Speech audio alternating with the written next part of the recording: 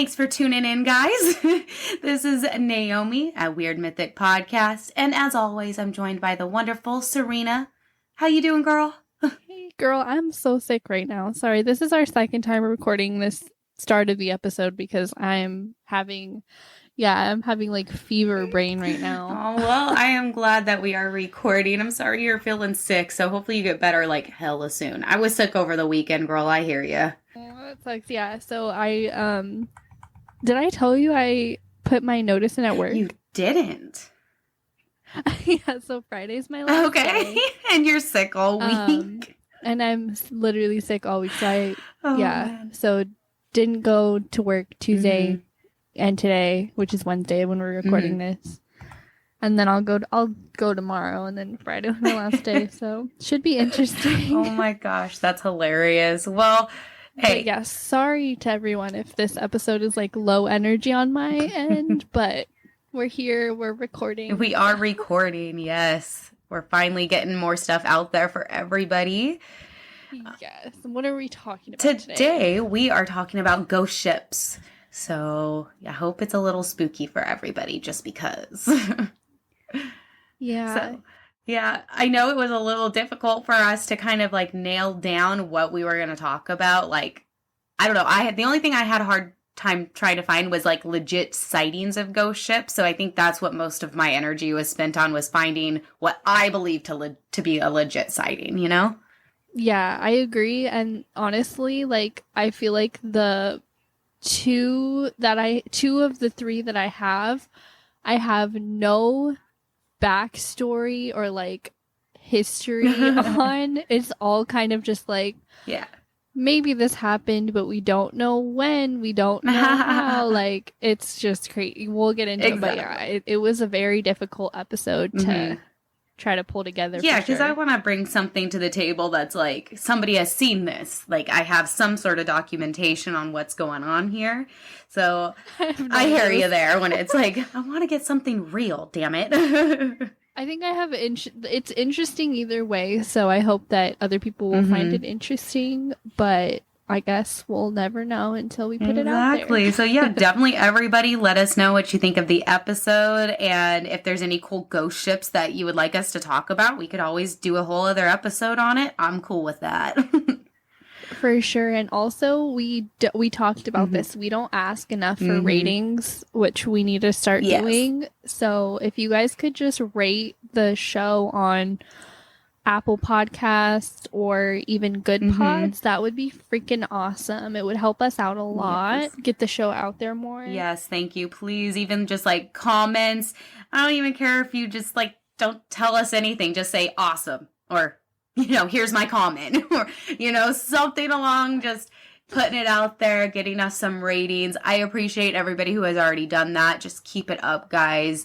Thank you so much for all of the support. Yes, and we're also super, super excited for the next episode because we have a guest coming on, which, thank you so much to our giveaway winner. She's been so flexible with us. This is like the second time we had to reschedule attempting so many times with her, and I'm so sorry about that, but life happens, and she's of course understanding. She still wants to do a show with us, and we're super excited to get that started. It's gonna be so much. I'm gonna feel better on Saturday, so it's gonna be great. I'm gonna be high energy, and it's gonna be so much fun. I'm so excited. It's gonna be great.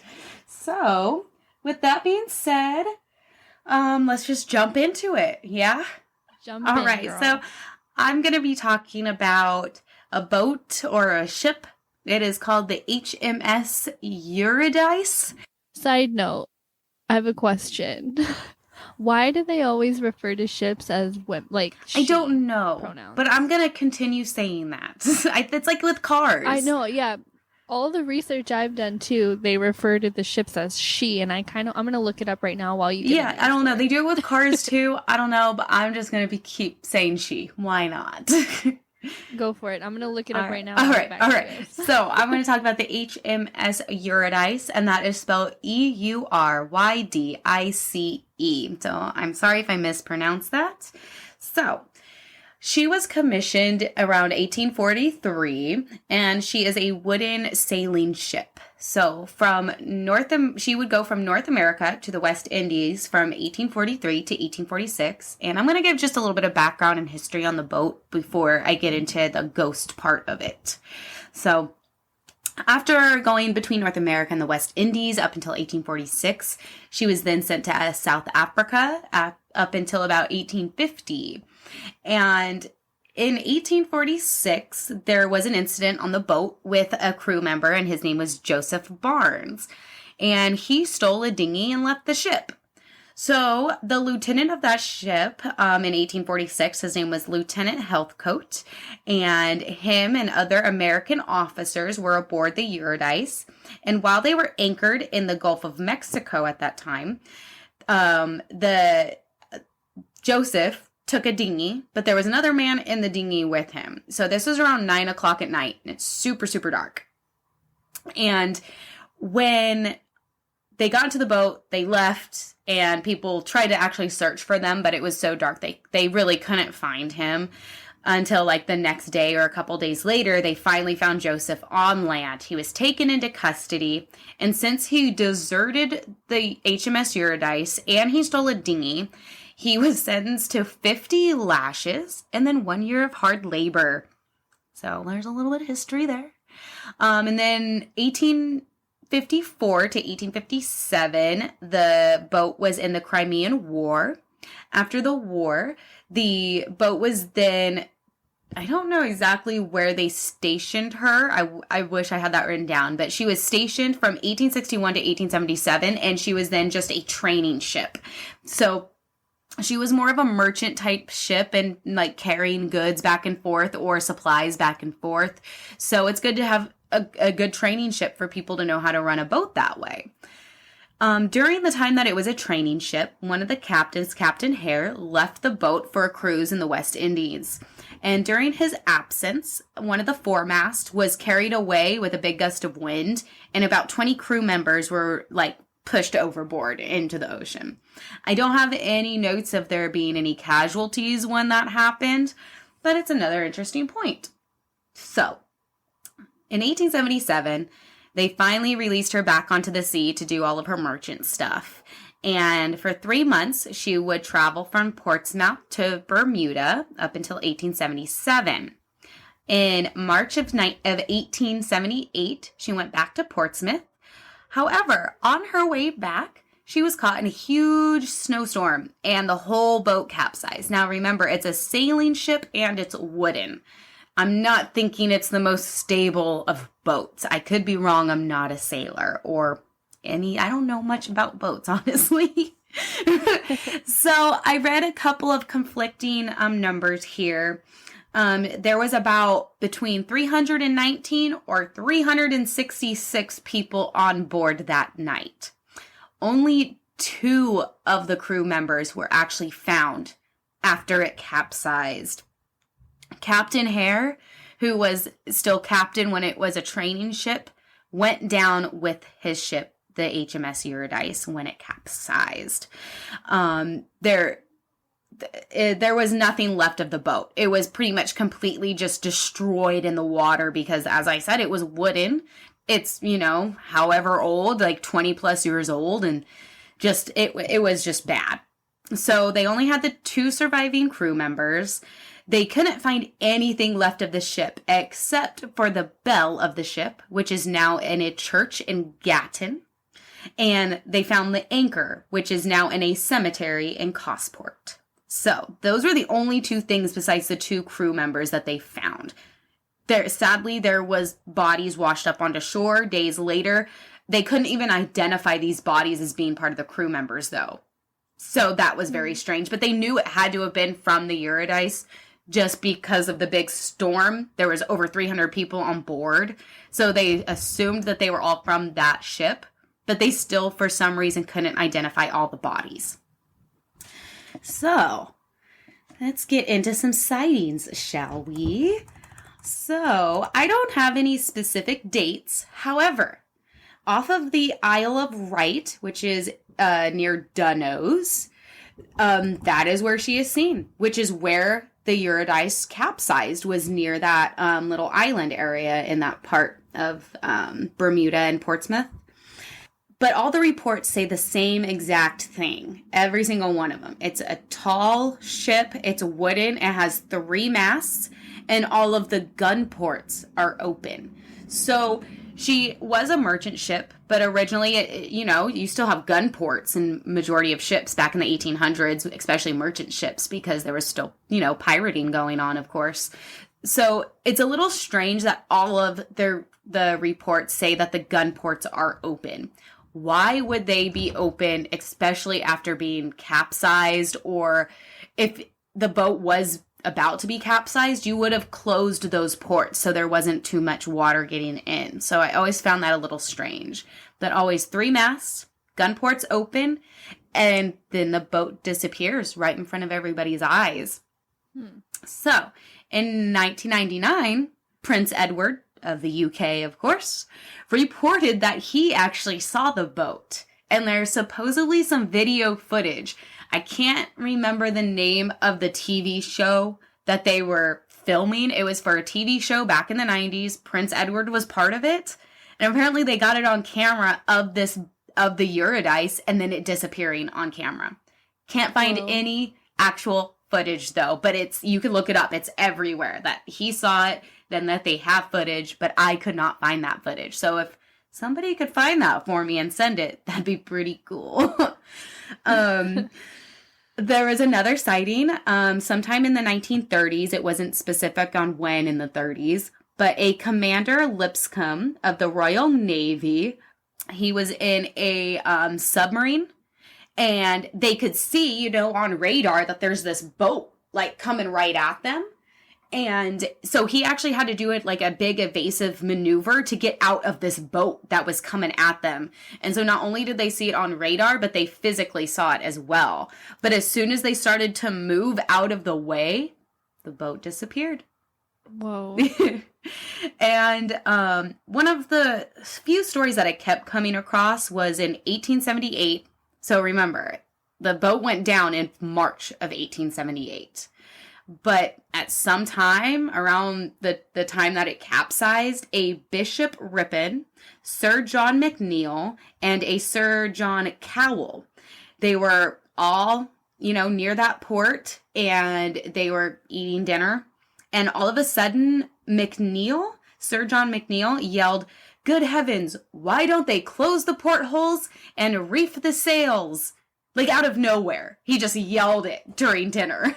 So the other 2 guys were like, what the hell was that, dude? Like, the hell? And I guess McNeill said he doesn't know why he said that. He just had this image in his head of a boat and a big squall coming to the boat, but everything was open and they weren't trying to do anything to stop the boat from getting into the squall, getting into the storm. And then pretty much he saw it capsize and what happened.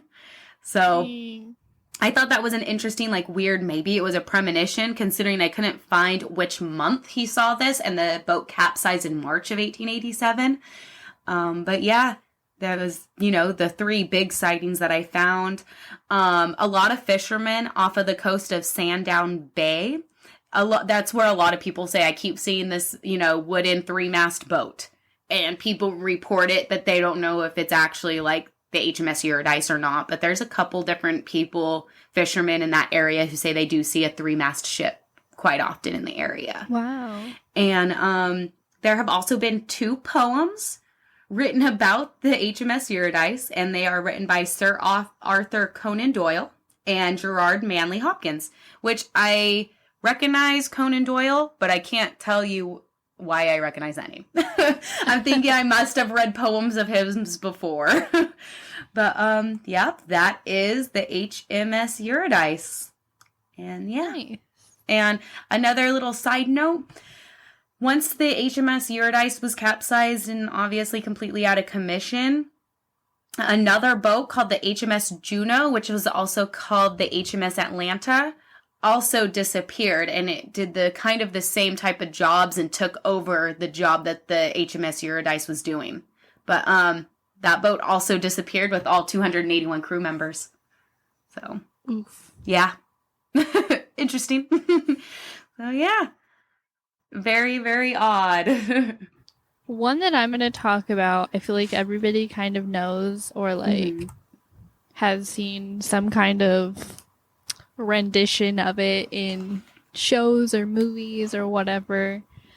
But I couldn't find an origin. So like how you knew the ship and like that it was a working ship or whatever. I couldn't find that on this one. Okay. So I don't know that it ever actually existed. But I'm going to talk a little bit about the Flying Dutchman. Sweet. I'm actually excited to hear what you found. I guess the first, I don't know, I have conflicting things. So some people say the first reference was in 1790 in a book that was called Travels in Various Parts of Europe, Asia, and Africa during a series of 30 years and upward, which was by John MacDonald. So there have been many reported or alleged sightings in the 19th and 20th centuries. The legend goes, while the ship's crew was alive, the ship was never able to reach port because there was a storm. So the ship was doomed to wander the globe forever, bringing bad luck to everyone who encounters it. Oh, damn. Yeah, so now it says, now it says the ship was first referenced in the 1600s, so it's either 1790 or 1600. When several sailors encountered it around South Africa's Cape of Good Hope. According to their records, the ship thrashed around the water and nearly crashed into the rocks before dissolving into thin air. And since then, the famous fright has been seen all around the world.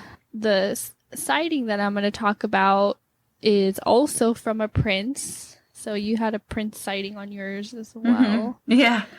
So this is with Prince George V in 1881. And he was sailing the seas as a midshipman for the British Royal Navy. And his ship was coasting along the Australian waters when a sailor spotted the Dutchman on the horizon. Shortly after announcing the sighting, the sailor fell from his perch in the top mast and he died. Oh. And 13 people total saw the Dutchman during this encounter. So it wasn't just the one person. 13 people total saw him from that ship, but then only the one person died. Wow. So they say like the Flying Dutchman brings bad luck to all those who encounter her, right? Yeah, especially that one guy. That was really all I found as far as like for sure sightings.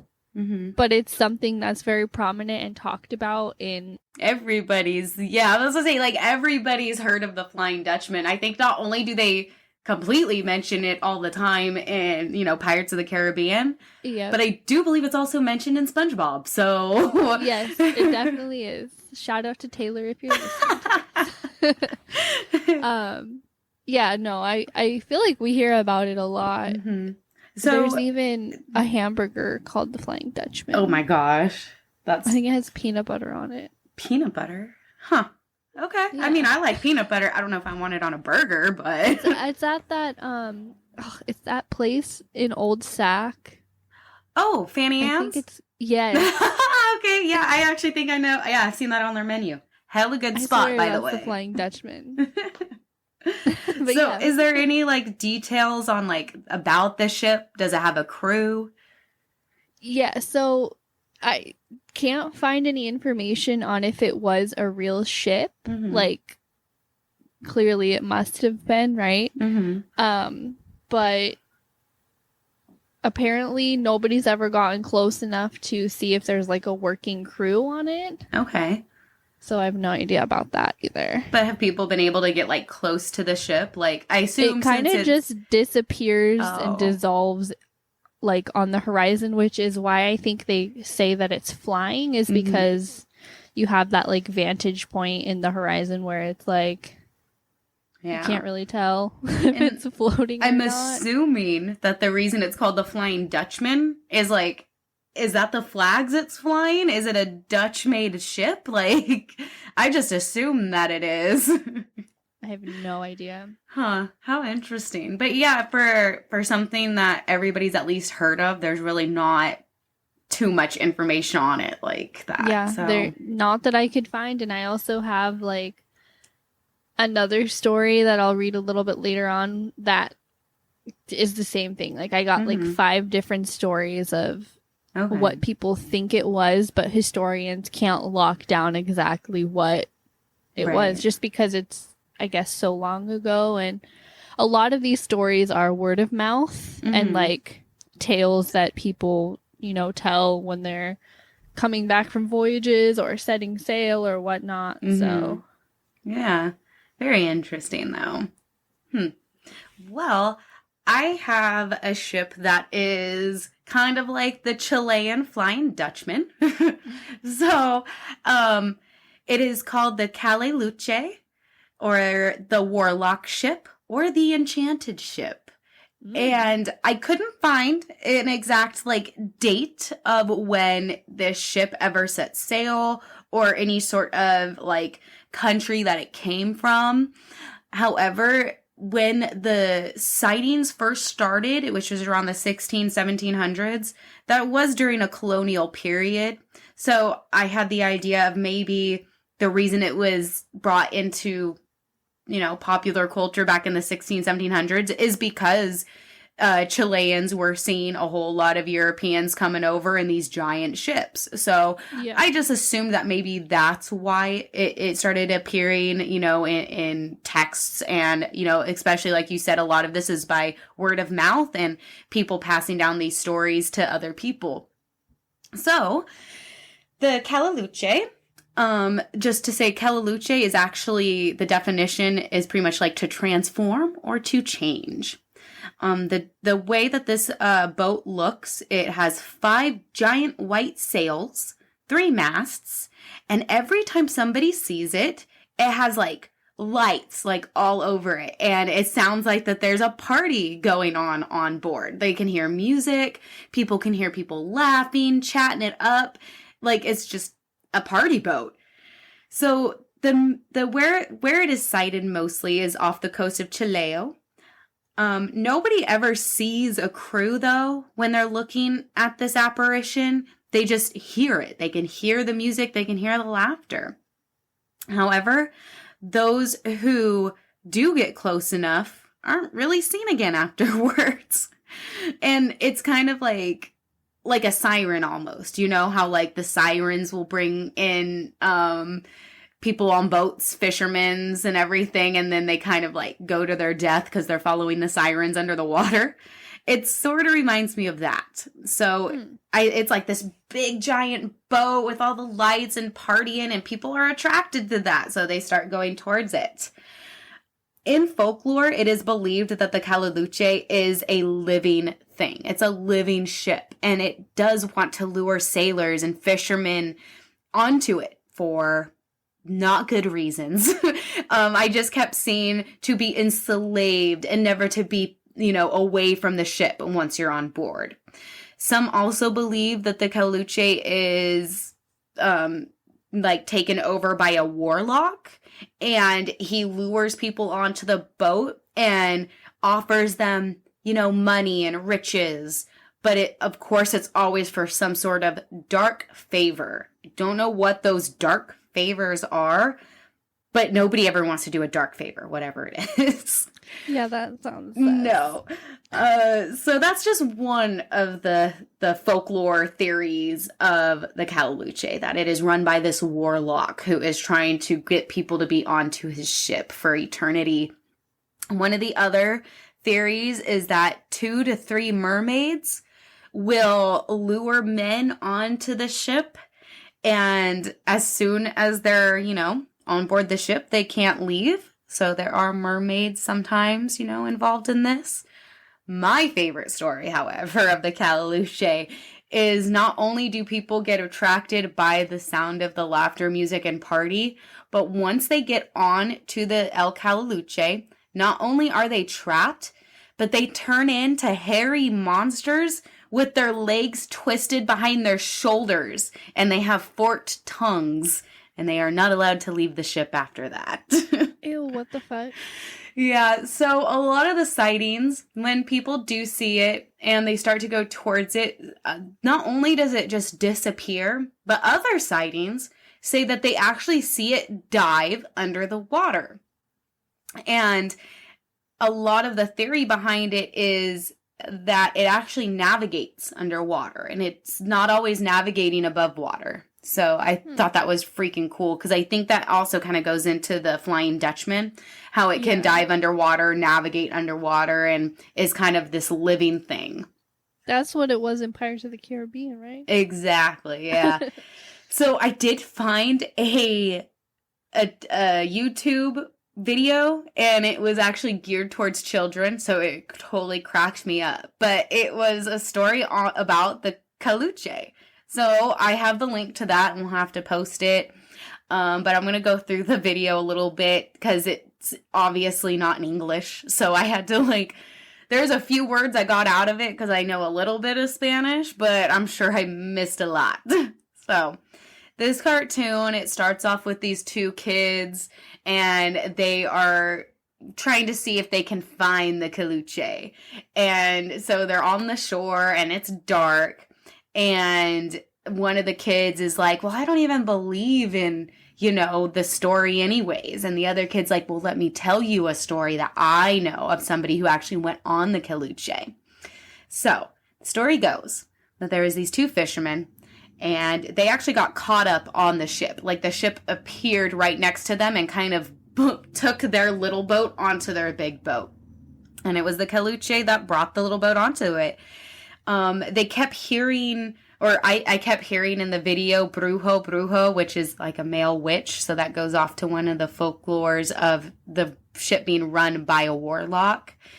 And when these two fishermen get onto the boat, it's empty. They don't see anything, so they go to explore it. And there's a dining table with hella food. So these two guys just start to eat.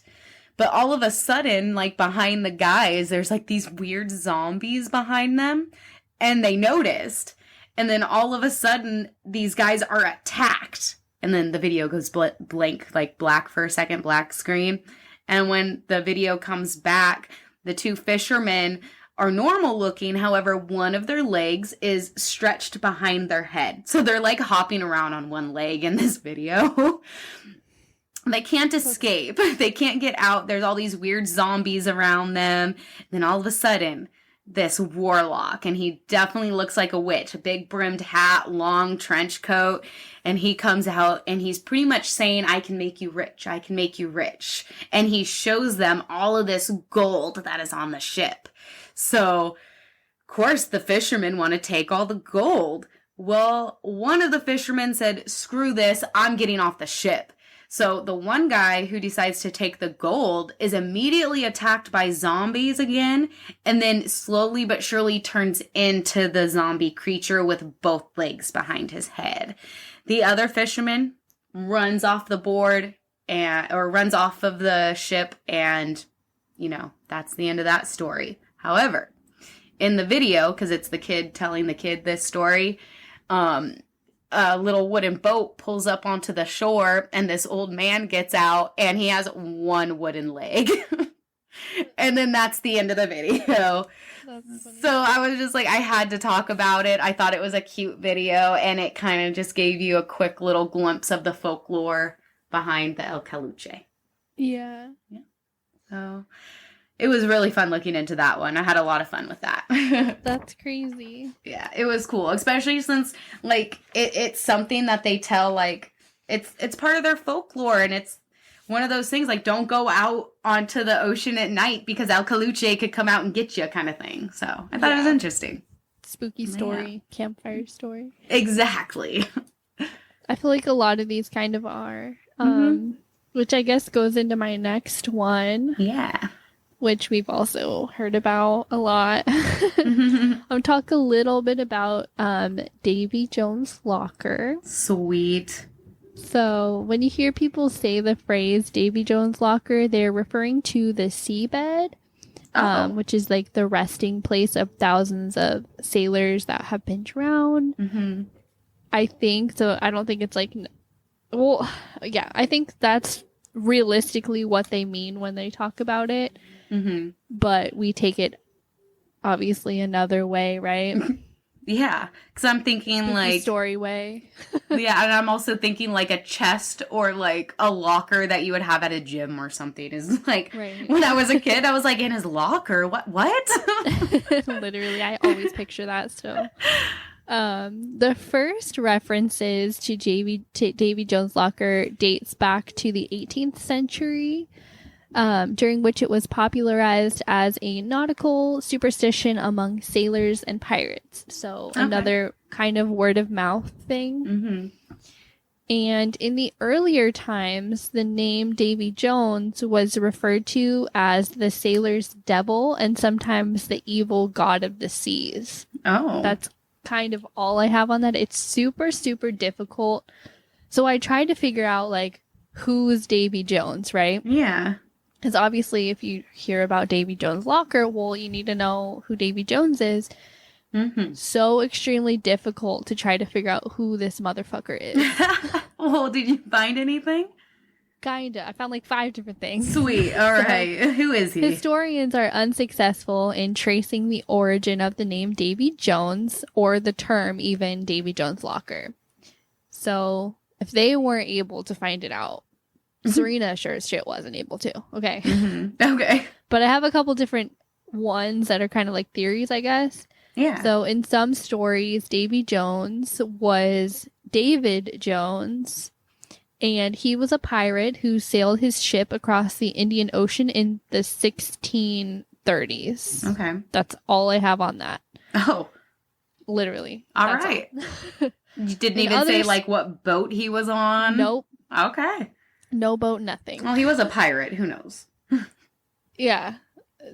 Yeah. And then in other stories, which I have a little bit more on this, Davy Jones was a British pub owner who used to make his customers drunk, and he would imprison them, and then he would sell them off to ship owners as slaves. Oh. And he then became a pirate after his pub went bankrupt. He stole a ship and went on to sail across the Atlantic Ocean, and he would capture other ships and crews that were aboard, and he would decapitate most of the crew members, but the remaining would be locked aboard before he would sink the ship. And I feel like this story kind of makes the most sense when you think of like Davy Jones' locker, right? Yeah, if he's just killing people and then locking the others away and then destroys their ship, and yeah, that's really dark. Yeah, and then most of the time they would be decapitated, but locking them aboard their ship and then just sinking the ship sounds like so much more brutal. That's real pirate shit right there. Yeah. So that's kind of all I have on that. But Davy Jones' locker, I think that we also hear about that in Pirates of the Caribbean. Yeah. Is he the guy with like the tentacles on his face? I believe that is Davy Jones. Yeah. And Yeah. So yeah, and he imprisons people on his ship, or he just murders anyone who doesn't want to join his ship. So I mean, that story sounds more legit. I really think that that's like the real story, but I don't know. Davy Jones, David Jones, I don't fucking know, but that's like a huge thing in the nautical world is Davy Jones' locker. Everyone kind of talks about that. It's another word of mouth thing. It's really hard to get these stories. It's like these pirates don't want to give up their information. So secretive. Freaking secretive pirates. Literally. We want to know where the gold is and the fountain of youth, okay? And they know. Saying shit. I have another short story. Yeah, let's hear it. About, did you ever hear about that woman who like married the ghost pirate? She married a ghost pirate? Yeah. How do you... Okay. Oh, okay, wait. Okay, How... so... Okay, just tell me. Yeah. So it's like all over. She's been on like, I think she was on Dr. Phil. She's been on like a lot of different shows. So definitely go and watch some of the interviews because I don't know how I feel about it. Oh, really? Okay. But basically, Well, what's her name? Amanda Large is her name. And I think she's Large. Yep. She's from Ireland. Okay. And I think her son was 2 years old when he died. Oh, that's sad. And she basically, after that, she got like real heavy into like spirituality and, meditating and this type of thing. And she was meditating the first time she met the ghost of a 300-year-old Haitian pirate. Oh, okay. So, cool. After months of communication, she became... Did I say communication? I feel like I said that word wrong. No, I think you said it right. Okay, sorry. I'm so sick right now. Okay. After months of communication, she became convinced that he was Jack Teague. And Amanda claims that the relationship was like any other relationship. They would go on vacations, they would argue, have sex, etc. Oh. And in 2016, they got married in a ceremony on international waters, because where else can you legally marry a ghost, right? I'm the first thing popped up. How do you get consent from a ghost? So Jack consented to the marriage via psychic medium. Okay, That's cool. my next line. Okay, good. And the marriage quickly went south. Amanda fell ill, and she believed that Jack was to blame. She confronted him, and he reportedly threatened to murder her if she left him. She then recognized that she was dealing with a malicious spirit. Okay. And she asked a shaman to perform a depossession ceremony, severing her from Jack forevermore. Then they got divorced. I don't know how he I don't know. Do you have to go back into international waters to divorce the ghost? I have no idea. I need to do more research on the divorce. But apparently she says that he looks like Jack Sparrow, like in the movies. So Johnny Depp's character. Oh my god. So she had like this painting made of Johnny Depp's character. And I guess that painting was possessed by him.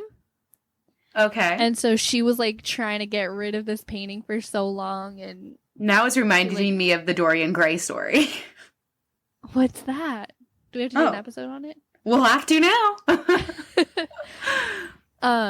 Yeah, so she like was trying to get it like exorcised or whatever, and I think eventually ended up selling it. But yeah, that was a little... That is so strange. Interesting. So it's super interesting when you like listen to her interviews, and like I kind of feel bad for her because the way people interview her, like you can tell they're making fun of her. Yeah. So it makes me feel a little bad because you can just tell that she was like in love with him, and she like 1000% thought this was like real deal, right? I mean, she was kind of like you. So there was other mediums who like said that she was right, like yeah. Yeah, but she said that like when she started getting into like her spiritualism and this, that she was able to unlock her abilities and stuff like that, and that's how she would communicate with him. And then in another interview though I was listening to, she said like, because the guy was like, oh, so can you see him? Like, you can see what he looked like? And she was like, no. And then he said, oh, can you hear his voice? She was like, no, it kind of just like appears. But then I'm like, how do you know this motherfucker looked like Jack Sparrow then? That's where I'm at with it. If you don't know what he looks like. It was like a little conflicting, and I want to be like, go girl, you tried it, whatever. At the same time, it's like conflicting. I think it's interesting that there was other mediums who said that, this dude is here. Yep, that's who she's talking to. They had somebody officiate and everything. So. Yeah. It's a little baffling. I don't know what to think about that. I'm going to have to YouTube this. That, like, he made her like physically ill. Mm-hmm. Which happens with some, hauntings where people are like, I feel sick all the time. And it's because they have some sort of something attached to them that's taking all their energy. Draining their energy, yeah. Very interesting. I gotta look her up. Amanda Large. Yeah, okay. It was super, super interesting, and take it obviously like with a huge grain of salt. A huge grain of salt. But I mean, I thought that was like interesting to look up, and it's very interesting. Brought me down a hole of like many Daily Mail articles. The Daily Mail article. Oh shit. Well, yeah. I mean, I feel like I should know more about ghost ships, but I wanted to try to find something that was more modern, and it was really hard to find something that wasn't like all of our 1800s, like all of them. And I'm like, why is it only the 1800s type of boats that we see? Like, I want to see like hear about like a ghost carnival cruise ship. Okay, so speaking of that, so I came across this video somewhere off in the Great Lakes that somebody saw a big cruise ship all of a sudden appear in the bay, and they have it on video, but then it disappears. What the heck? It's the weirdest thing. And I was watching this video, and you got to think, it looks like the time of day that it was really foggy out. It looks like it's either first thing in the morning or right when the sun is going down. But they've had like professional video people look at this video, and they're like, it doesn't look like it's been tampered with. It doesn't look like this was edited in any way, but they cannot find what that image really is. And it is very far away, but it's the size of like a fucking big old cruise ship. It's huge. Dang. But that was just like less than 10 years ago that they saw that. So I think I have a link to that too if we want to post it. So I spoke too soon, I guess. I know. I was like, wait, I would have tried to do more on that, but it's just this video and that's it. It's so hard to find factual thing. Like every site I looked up, they had like one sentence on each thing. Like it was very difficult to find. Mm-hmm. Like I said, pirates are just so sneaky. They want to keep all their secrets. Exactly. And I don't blame them. Keep all your secrets. Well, yeah. Well, I hope everybody enjoyed this episode. We might touch back on ghost ships. If anybody has a really cool story or knows of like a website that we could find some cool information on, send that to us. Our Gmail is weirdmythicpodcast@gmail.com. Yes, and if you guys could rate the show, yes, that would be dope. Dope. Good Pods, we're getting up there in the charts. I like Good Pods. I like them. We're like number 68 right now on the blows my mind. Top 100 comedy chart, which like is insane. You guys think we're funny? Half of the reviews are probably from me, but hey. No, go to Good Pods, rate us. Apple, I know we're on there. I know there's ways to do it on Spotify and Stitcher as well. Yeah, and just give us some feedback, you guys. Mm-hmm. Also, Instagram, we're at Weird Mythic Podcast, and on Twitter, at Weird Mythic. Mm-hmm. We also, of course, have our Facebook account, which is Weird Mythic. Just, send us a message. You got any, tips on how to make the show better? We're always, looking for ways to make the show better for everybody. So send us something. We love feedback, and we love hearing from you guys. Our follower count, too, on Twitter went up like 40 the other day. Oh, shit. Okay. We're at 346 now, which is insane because there's only 2 people that I know in real life that have Twitters. This means it's all you guys, and that just makes me so happy. Yeah, that is insane. Thank you, guys. That's awesome. Yeah, so I guess we'll see you guys next week. Mm-hmm. Thanks for tuning in, guys. We have our giveaway winner. I'm so excited. Yeah. I'm excited for that episode, too. So, stay tuned. Stay tuned. Keep listening. Thank you, guys.